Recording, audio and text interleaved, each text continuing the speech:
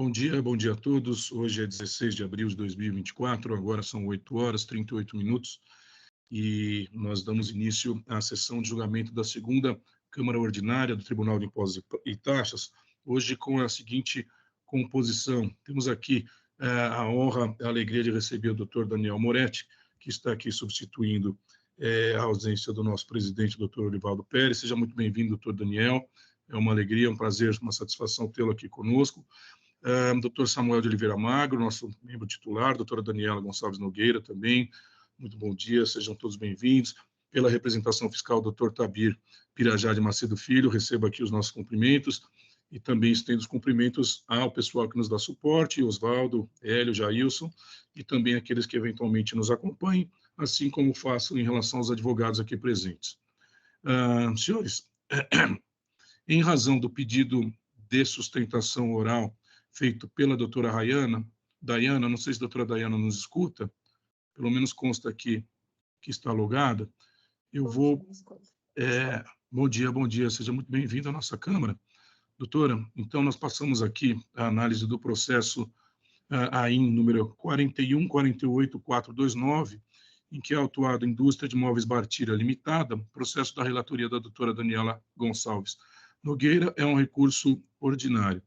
Doutora Daniela, eu vou pedir para a senhora apenas fazer uma meteórica introdução do processo, para que a palavra seja dada para a doutora Dayana, para que ela faça bem uso do tempo em relação à sustentação oral. Por favor, doutora.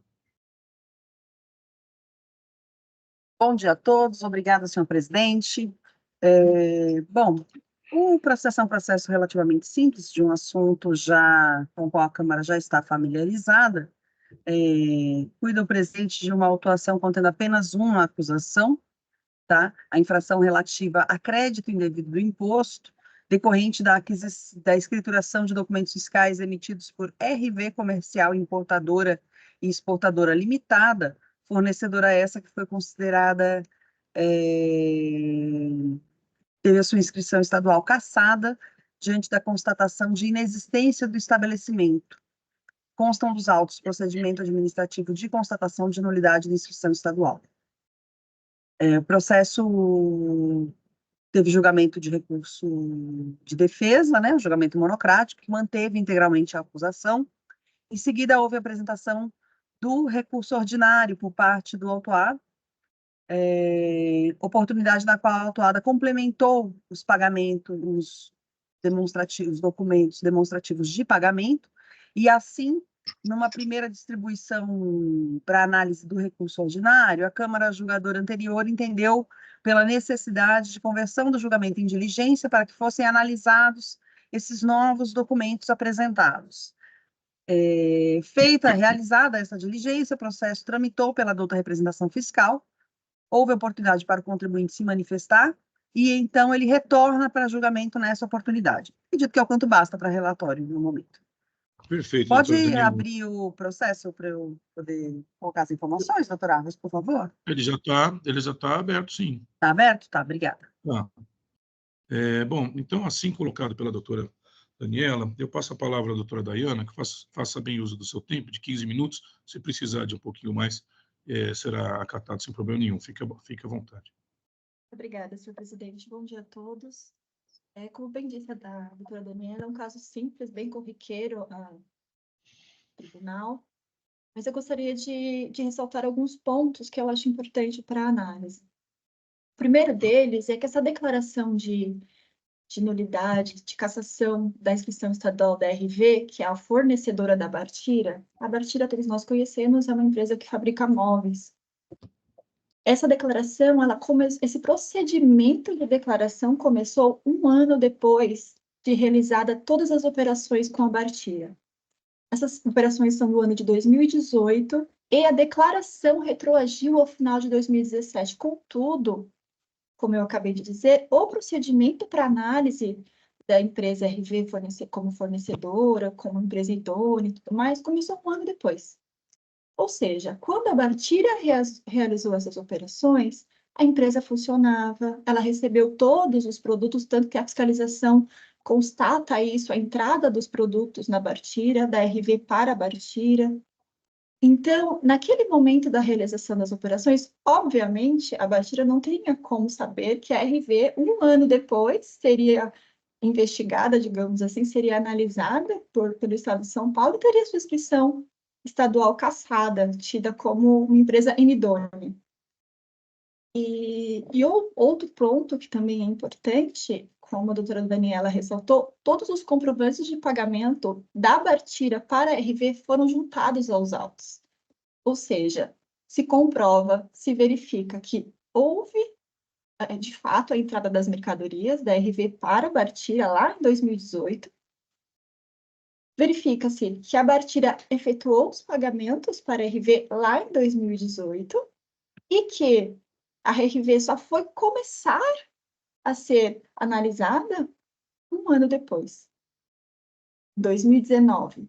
Então, são pontos simples, mas que mudam o contexto da coisa, a demonstrar que, na verdade, a Bartira, ela efetuou todos os controles, todas as suas obrigações de forma clara, que pode ser comprovado, inclusive, no processo, pode ser verificado como as entradas até na fiscalização. Então, tudo que a Bartira, como indústria, como contribuinte do Estado, podia e deveria ter feito, ela fez. E na época, nem por previsão, nem por. Não teria como imaginar que um dos seus fornecedores, porque é um dos milhares de fornecedores que a Bartira tem, enfim, é uma empresa muito grande, é uma empresa com tradição, seria tido como idôneo muito tempo depois pelo Estado de São Paulo, infelizmente com efeitos retroativos, a ponto de atingi-la e resultar na lavratura desse auto de infração. Então, são só esses pontos, são bem simples, é um caso simples, é um caso que restou comprovado tudo o que foi realizado, e o que se espera é que o recurso seja provido, tendo em vista que a Bartira atuou não só com a boa-fé, mas com todas as suas obrigações, como tem feito com esse fornecedor e com todos os milhares que ela possui até então. Eu agradeço a atenção de todos. Obrigado. Obrigado, doutora Dayana. Nós que agradecemos. Cumprimento aqui pela bem objetiva sustentação oral realizada e passo a palavra para a relatora. Doutora Daniela, à vontade. Obrigada, doutora Dayana. Obrigada pela sustentação oral, pela objetividade e clareza dos argumentos. Passo a leitura do voto. Senhores, está disponível o voto do processo. Bom, inicialmente, não identifico preliminares a serem consideradas. No entanto, entendo que esta é a oportunidade para manifestação em face da alegação da douta representação fiscal que, em suas contrarrazões, pugna pelo não conhecimento dos documentos apresentados pelo interessado com o recurso ordinário. Ocorre que tais documentos são demonstrativos de pagamentos para possível validação de outros comprovantes anteriormente apresentados, sendo esta a última oportunidade de análise de provas, apresentados em face da decisão monocrática que entendeu que os documentos anteriores não seriam suficientes, é de se considerar que tais documentos, apresentados dentro do prazo para a apresentação do recurso ordinário, devem ser recebidos e conhecidos nessa oportunidade. Outro não foi o entendimento dado em sessão de julgamento anterior, em que os autos foram convertidos em diligência. No mérito, o apelo centra-se nas alegações sobre a boa-fé, sobre a sua boa-fé. A colega da Câmara Superior deste Tribunal de Impostos e Taxas, em sessão monotemática, já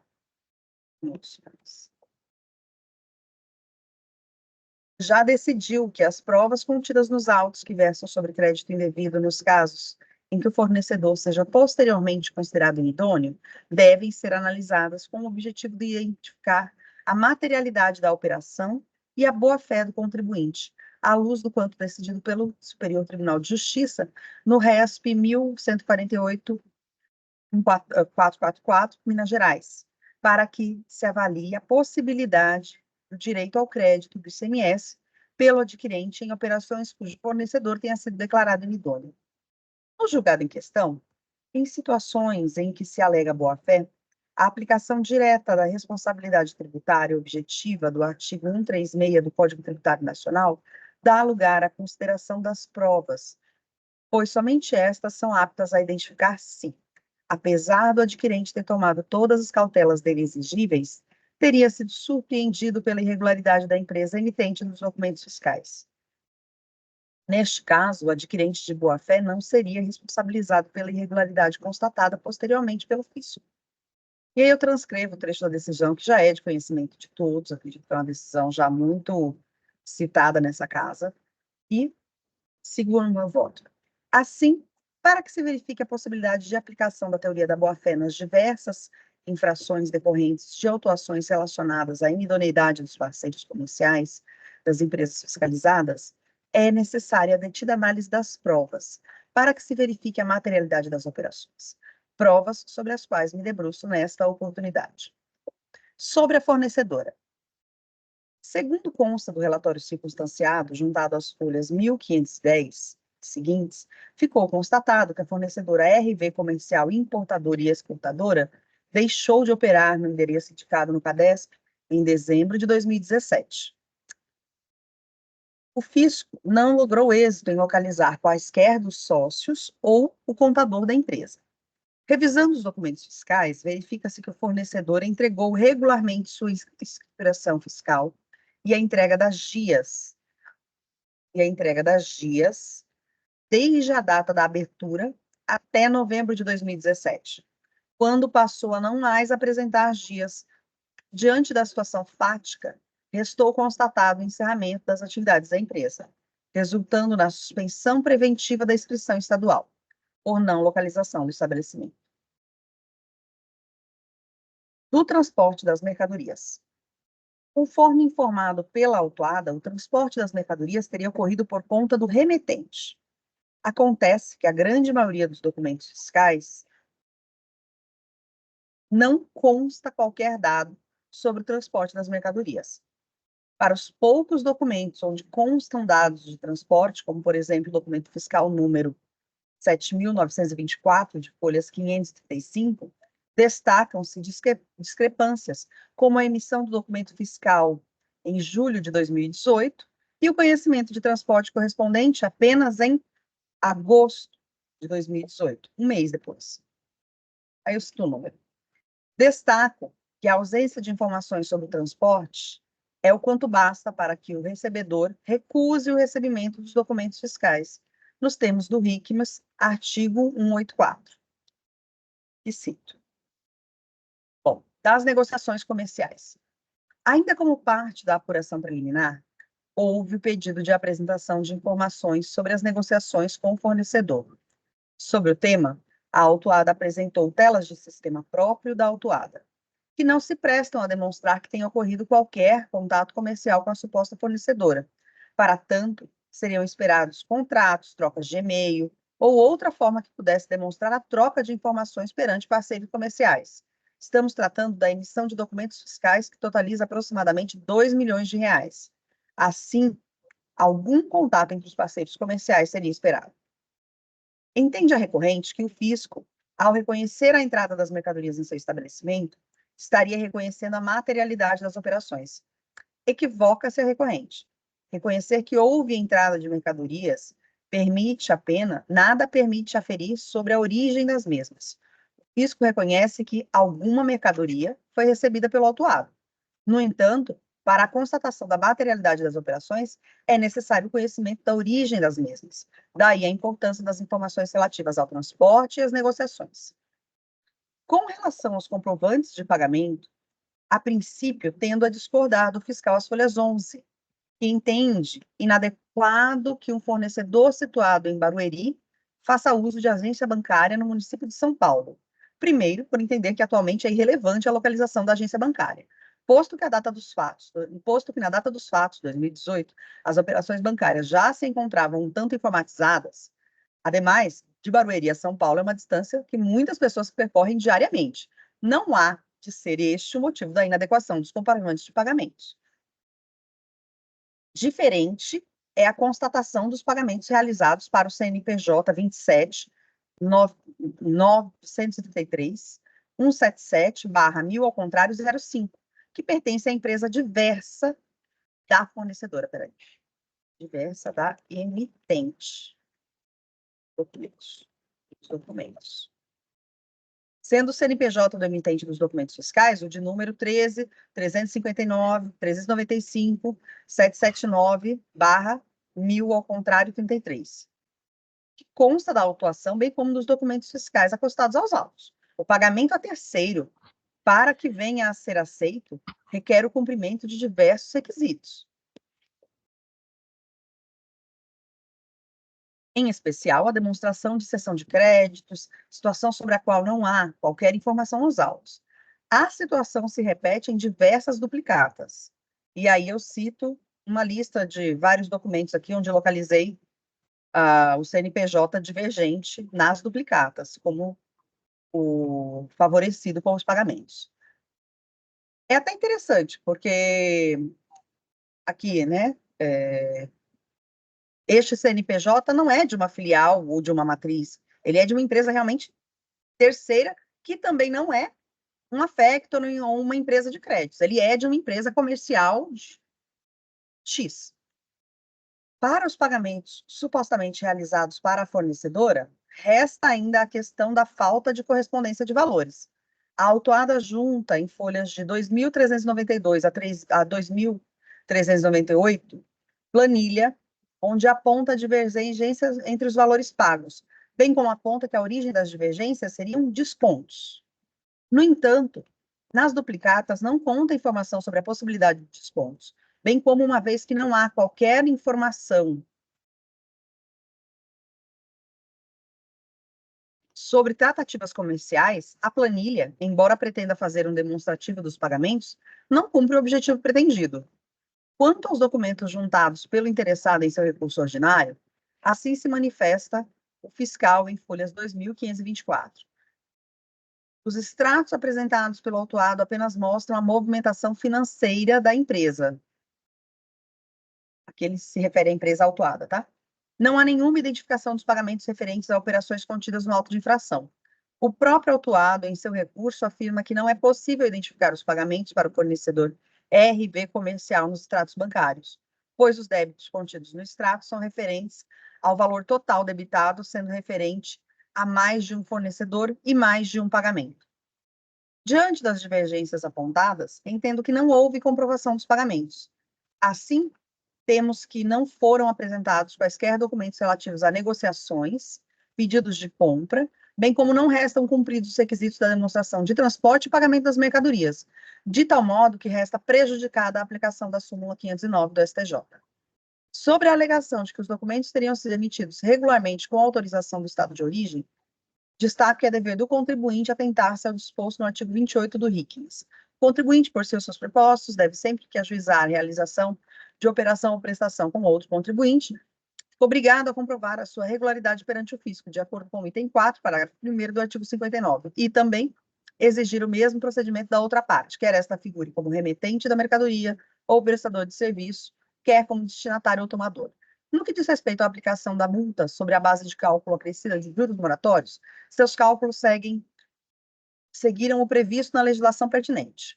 Artigo 85, parágrafo 9º, combinado com o artigo 96, ambos da Lei 6.374 de 89. Ainda quanto ao pedido de limitação dos acréscimos monetários à Selic, destaco que as infrações e a autuação ocorrerão após a alteração legislativa que limitou a incidência nos termos pretendidos. Nos termos expostos, conheço e nego provimento ao recurso ordinário. É como voto, senhores, entendo que não houve demonstração de transporte, negociação ou mesmo pagamentos. Embora haja uma farta documentação juntada, temos uma série de divergências que nos impede de reconhecer os pagamentos como reconhecer a validade desses pagamentos. Acredito que é o quanto basta para o relatório. Bom, qualquer dúvida, fica à disposição. Presidente. Bem, cumprimento a doutora Daniela pelo muito bem lançado voto e abro aqui a questão aos debates. Bom, primeiro é um prazer estar com todos os colegas da Câmara. Doutora Dayana, parabéns também pela sustentação oral. Presidente, eu vou acompanhar o voto muito bem proferido pela doutora Daniela. Vejo que ela adentrou muito profundamente a análise dos comprovantes de pagamento em especial, né? Porque quando eu comecei a analisar esse processo, eu tendia a procurar ali uma separação e uma diferenciação entre aquelas operações com efetiva comprovação de pagamento, com a efetiva demonstração da composição dos valores quando se fala em blocos de pagamentos ou grupos de pagamentos, mas analisando, eu concordo com o voto, porque faltou, de fato, essa correlação entre cada operação realizada, o pagamento referente a ela, e, repito, nos casos em que houve pagamentos em blocos ou descontos ou qualquer outra intercorrência que diga respeito à modificação do valor do pagamento daquela operação, isso precisa ser devidamente demonstrado e com a devida vênia, eu estou certo de que isso não aconteceu. Portanto, eu sigo o voto da doutora Daniela. Perfeito, doutor Daniel. Muito obrigado pelas suas considerações. Doutor Samuel, ou mesmo doutor Tabira, alguma consideração adicional? Não, senhor presidente, referendo às palavras do doutor Daniel, realmente, nessa matéria de documentos inidôneos, realmente, a questão da prova ela é fundamental, né? Sempre vai ser fundamental, que ela que vai nos guiar e nem sempre a prova vai estar perfeita e nem é necessário que seja perfeita, mas que o conjunto probatório seja convincente da questão do boa-fé. Essa é a questão, né? E acho que a análise que a doutora Daniela fez, ela é perfeita nesse sentido, que realmente não traz confiança de que dessa tal boa-fé, né? Porque realmente, quando você tem a questão de pagamentos a terceiros, você tem a questão de uma displicência com relação ao transporte das mercadorias, né? Recebimento de documentos, não me parece tão assim fácil de aceitar o argumento da boa-fé. Então, nesse sentido, cumprindo a doutora Daniela pelo voto, e também a doutora Daiane, né, pela objetividade que ela realmente foi nos pontos fundamentais, cruciais para a discussão da matéria, né? Então, é isso, senhor presidente. Eu vou acompanhar integralmente a doutora Daniela também. Obrigado, doutor Samuel. Doutor Tabir?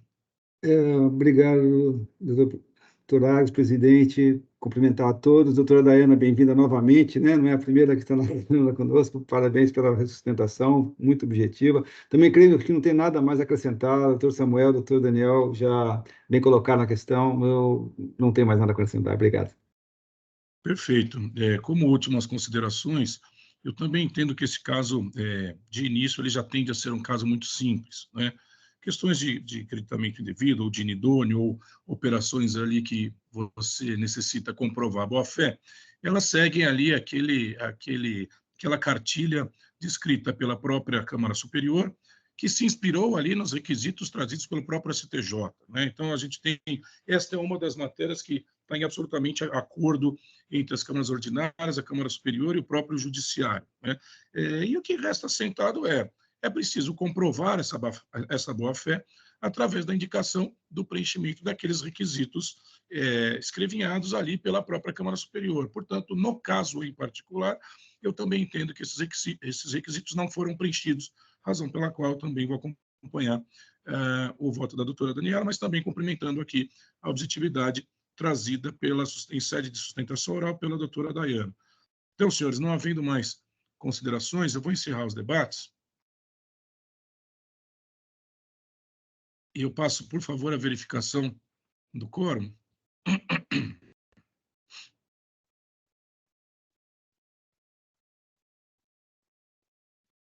Muito bem, com o quórum aqui preenchido, eu passo, portanto, ao início da votação.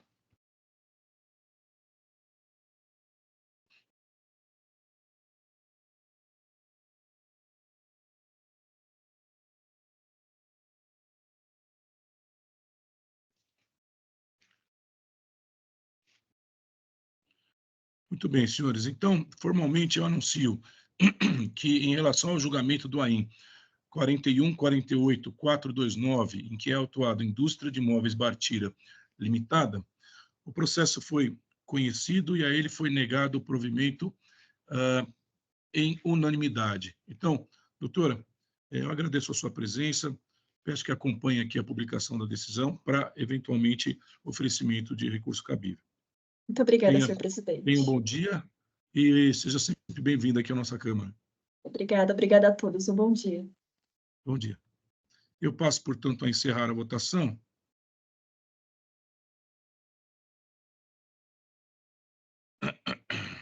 e encerrar julgamento.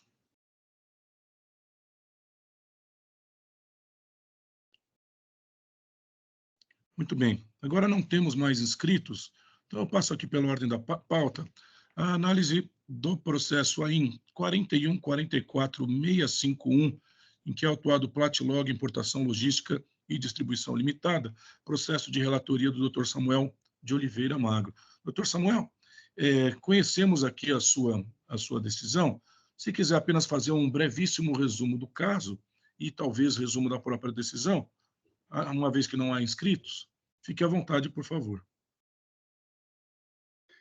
Pois não, senhor presidente. Eu só temo um pouco que o doutor Daniel, não sei se teve acesso ao voto. Teve? Eu tive acesso apenas agora, doutor Samuel. É. Bom, posso explicá-lo? O senhor faz questão que eu leia ou posso apenas...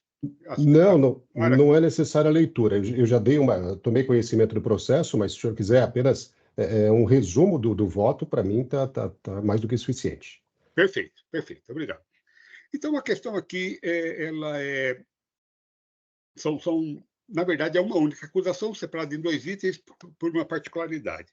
No caso aqui, o contribuinte, essa Platlog Importação, ele promoveu saídas de pão de queijo, né? E o pão de queijo ele tem um tratamento particular ele não tem um tratamento particular na tributação, né? Mas havia aí o contribuinte, nessas saídas, ele classificou num determinado código a sua mercadoria, e o fisco paulista, baseado em uma consulta da própria Receita Federal, né? Inicialmente uma consulta COANA, que depois ela foi confirmada por uma outra consulta COSIP,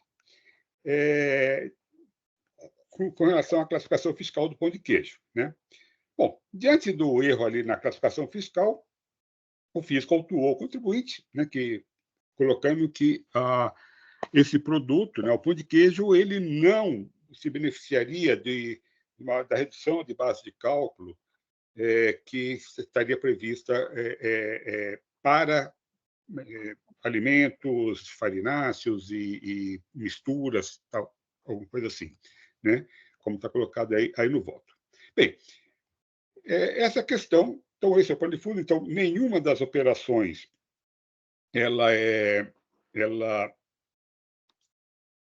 estaria sujeita, né, a essa redução da base de cálculo, mas por ser pão de queijo, né? No entanto, há uma previsão para essas saídas, né, dessa mercadoria, no caso do industrial ou do atacadista, promover a saída, né, para quando essas figuras, né, o industrial ou o atacadista, promover saídas, ele pode, então, aplicar uma alíquota de 12% sobre uma base de cálculo reduzida. Mas não por ser pão de queijo, por ser por massa de farinha, massa alimentícia e tudo mais, né? Mas nessas condições. Bom, como no total das operações aí praticadas pela autuada, você tinha remessas, o destinatário, tanto contribui ICMS como consumidores finais, né? Porque a norma ela excetua, né, essa redução de base de cálculo para, no caso de empresas do Simples e empresa e consumidor final, né? Então, ele segregou em 2 itens, não estão no item 2, são esses casos que destinam a consumidores finais, desculpe, a Simples, né, enquadrados no Simples, né? Portanto, no item 2, foi aplicada a alíquota cheia de 18%, né? E, no caso do item 1, são os contribuintes do imposto em que se admite a aplicação da alíquota de 12%, né? A carga tributária final de 12%, né? Não a alíquota de 12%. A alíquota de 18% sobre uma base reduzida, de maneira a carga tributária ficar em 12%. Então, a situação é porque, inicialmente, o contribuinte havia emitido todos os documentos fiscais com uma carga tributária de 7%. Né? Então, na verdade, o fisco está cobrando essas diferenças. Né? Então, no item 1, de 7 para 12, e no item 2, de 7 para 18. Né? Então, esse é o cenário. Houve aí no meio do caminho, já coloquei houve um erro na lavratura do AIM, que na verdade, essa mesma infração havia sido cometida também com relação, porque nós estamos tratando aqui dos anos de 2017 a 2020. Essa mesma situação, né, na mesma fiscalização, tinha os casos de 2016, né, que já foi feito um AIM anteriormente para evitar a decadência. Né? E aí eu acho que no copia e cola o fiscal copiou a mesma questão, corrigiu no item 1, né, o período de 2017 a 2020, no entanto, no item 2, originalmente manteve lá o 2016. No entanto, todos os documentos, as planilhas, relatório circunstanciado, demonstrativo, tudo se referia ao período 2017 a 2020, né, por determinação da primeira instância, o AIM foi ratificado. Né? Então, a situação, ele coloca aqui algumas considerações a respeito que foram colocadas aí no meu voto.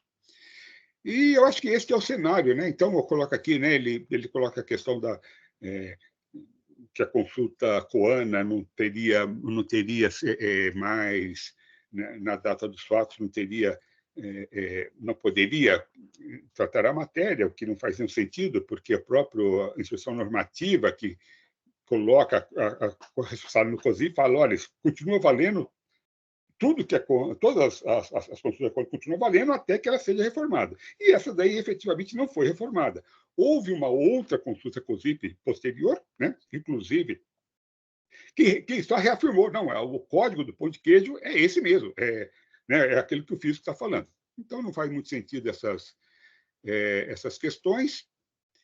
E acho que não tem nenhuma outra questão. Essas são as questões aí que relevantes do voto. Então, acho que esse é um resumo suficiente. Meu voto aí estava disponível para os senhores e fico aí à disposição se alguma dúvida, alguma pergunta, que eu possa responder aqui também. Muito bem, doutor Samuel. Para mim está muito claro, quando da leitura do seu voto, ficou absolutamente compreendido qual é o contexto do presente AIM, portanto, eu não tenho nenhuma consideração adicional a fazer, exceto cumprimentá-lo pela excelência do voto e dizer já que já acompanho integralmente. Doutora Daniela, doutor Daniel, doutor Tabir, nada a acrescentar? Parabenizo o doutor Samuel pela análise e pelo voto. Doutor Samuel, vou acompanhar integralmente. Doutor Daniel? Doutor Samuel, parabéns pelo voto. Quando eu comecei a analisar esse caso, eu fui passando por todos esses pontos, né? Indicação de 2016, que depois houve retificação. Há uma porção de pontos aqui que discutem, por exemplo, validade e vigência de atos normativos, mas todo o saneamento que foi feito e a clareza do voto me deixam muito tranquilo também em acompanhá-lo nesse entendimento. Perfeito. Então, não tendo mais considerações adicionais, eu vou encerrar os debates. Não temos aqui advogado também acompanhando.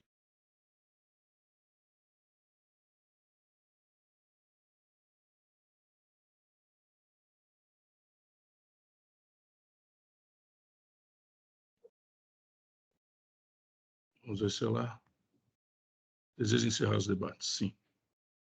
Muito bem, eu passo a verificação do quórum, por favor.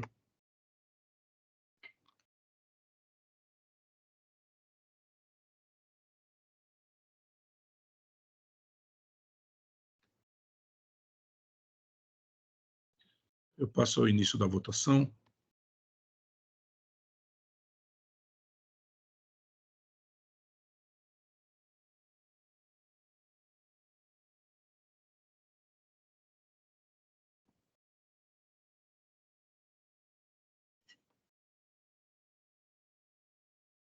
Doutora Daniela?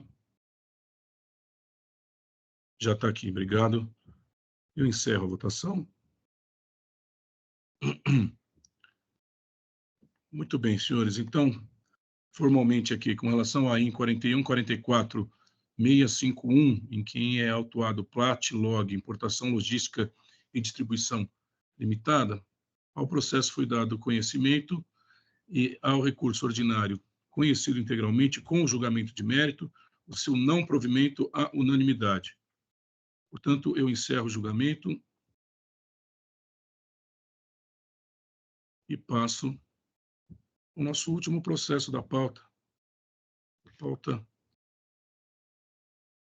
bem tranquila hoje. Bem, então passamos à análise do AIN 50.12.031, autuado Berfrigo Alimentos Limitado. É um recurso ordinário, processo de minha relatoria. Os colegas já conhecem o voto, mas de toda sorte ele está lançado aqui no sistema. Acho que o doutor Daniel pode ter acesso. E este caso é um AIN composto de duas infrações. A primeira de crédito indevido e a segunda, a falta de estorno do crédito de ICMS. Em verdade, neste processo aqui se argumenta inicialmente a ocorrência da decadência, né, com os argumentos ali muito bem colocados pelo patrono, mas que são fulminados ali pela súmula 9 de 2017 deste tribunal, cuja letra assim dispõe: nas autuações originadas da escrituração de créditos indevidos de ICMS, aplica-se a regra da decadência disposta no artigo 173, inciso 1º do Código Tributário Nacional. Portanto, a pretensão da recorrente, ela não merece ser acolhida, porque temos aqui a obrigação do acato ao quanto sumulado por este tribunal.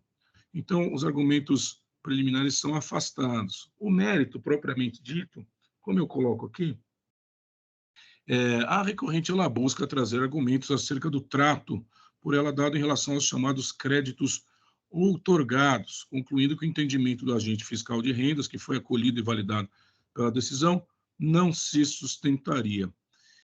Com todas as vênias, eu sou obrigado a discordar do quanto trazido em sede de argumentação pela recorrente. Eu trago aqui esclarecimentos tanto da decisão quanto do parecer da representação fiscal, especialmente no que diz respeito à utilidade, à prestabilidade de uma consulta em tese formulada e citada pela própria recorrente, como se esta consulta lhe desse amparo à tomada dos procedimentos ali por ela adotados, né? Eu vou só destacar aqui o item 19, que eu até negritei, que diz aqui: esta consulta efetuada pelo autuado não guarda uma correlação estreita com a acusação contida na peça acusatória, uma vez que a fiscalização não questionou o fato de o contribuinte promover industrialização de carne e ter direito à fruição do benefício fiscal previsto no artigo 40, anexo 3 do regulamento. E continuo: na referida consulta, sequer houve menção aos produtos de carne que o contribuinte adquire para revenda que não passam por processo de industrialização, cujas saídas lhe permitem, nos termos do artigo 4º e 5º da portaria CAT 55, escriturar o crédito do imposto relativo à respectiva entrada de mercadoria e, no mesmo período de apuração da escrituração, efetuar os ajustes estabelecidos no inciso 1º do artigo 5º da referida portaria para estorno de crédito. Na verdade, então, o norte da argumentação do contribuinte é justamente ter feito uma consulta, entender que aquela consulta daria aí guarda à sua conduta, o que não é verdade, não há conexão entre o objeto da consulta e aquilo trazido nos presentes autos. Então, eu enfrento aqui os argumentos trazidos pela recorrente, que gravitam em torno deste tema, e eu coloco aqui também que estou de acordo com o quanto decidido pelo juízo monocrático. E, finalmente, em relação à multa, mais uma vez, a despeito do meu entendimento pessoal, da minha sensibilidade quanto a multas dispostas aqui, muitas vezes em autos de infração com valores elevados, eu cito aqui a minha submissão ao artigo 28 da nossa legislação contenciosa paulista, dizendo que, a despeito do meu entendimento pessoal, da minha sensibilidade em relação a ser exorbitante uma multa trazida pela nossa legislação, a legislação é válida, vigente e eficaz, eu não tenho possibilidade de afastá-la, de afastar a sua aplicação por força do próprio artigo 28 da nossa legislação. Com relação aos juros de atualização monetária, referida apenas no item 4.7 do recurso, o teor da súmula 13 também espanca qualquer pretensão da recorrente. Portanto, senhores, de maneira muito resumida, estou dando conhecimento ao recurso apresentado e a ele nego provimento por tais razões. É como voto que submeto aqui ao crivo dos meus pares. Doutor Daniel, doutor Samuel, doutora Daniela, se tiver alguma consideração, por favor, fique à vontade. Não, senhor presidente, não, a clareza do seu voto, que colocou todas as questões, né, já havia conhecido, nenhuma ressalva, apenas felicitações aí, parabéns, congratulações aí pela objetividade. Está muito claro, né, e acompanho integralmente o seu entendimento. Obrigado. Doutora Daniela? Alguma observação adicional? Não, acho que ficou muito claro. Parabenizo o doutor Argos pela análise e objetividade até na apresentação do voto. Ficou muito clara a situação dos autos e acompanho integralmente. Parabéns. Doutor Daniel? Doutor Argos, parabéns também pela clareza e objetividade do voto. Eu, claro, tenho as minhas ressalvas pessoais quanto à súmula 9, mas não nos cabe aqui afastá-la, e faço minhas as suas palavras quanto à questão sancionatória, portanto, eu acompanho integralmente o voto. Doutor Tabir, representação Apenas fiscal. cumprimentar o doutor Alves, realmente um voto de muita qualidade, muita clareza, né? Esses dois pontos principais, realmente, que o contribuinte traz com relação ao CFOP e a questão, além da decadência, mas a questão também da consulta, né? Foram muito bem enfrentados, só cumprimentá-lo mesmo. Perfeito. Muito bem. Senhores, assim sendo, eu encerro os debates e passo a verificar o quórum.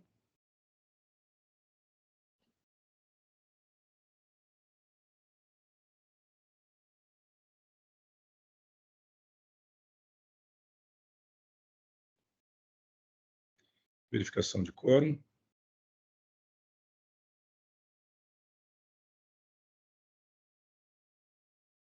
Muito bem. Eu passo a iniciar a votação.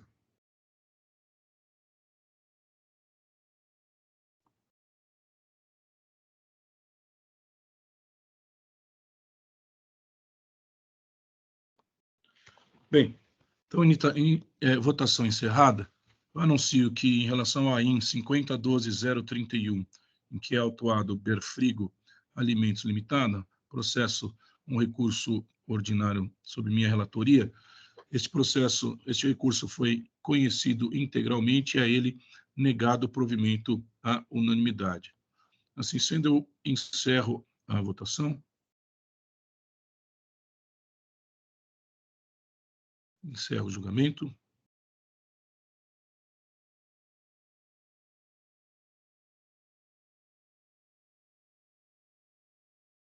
E retorno. Muito bem. Senhores, encerramos aqui a nossa pauta. Foi muito dinâmica. Eu fico feliz até pela minha voz estar bem desgastada. Eu temia ali que faltasse um pouco de voz para mim, mas tivemos aqui a eficiência de terminar essa sessão rapidamente. Portanto, os 3 processos foram aqui julgados, estão aqui encerrados.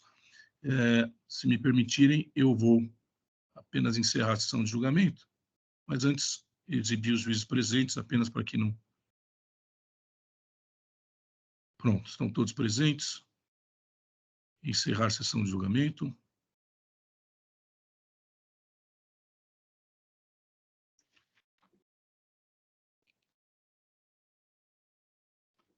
Sessão de julgamento encerrada.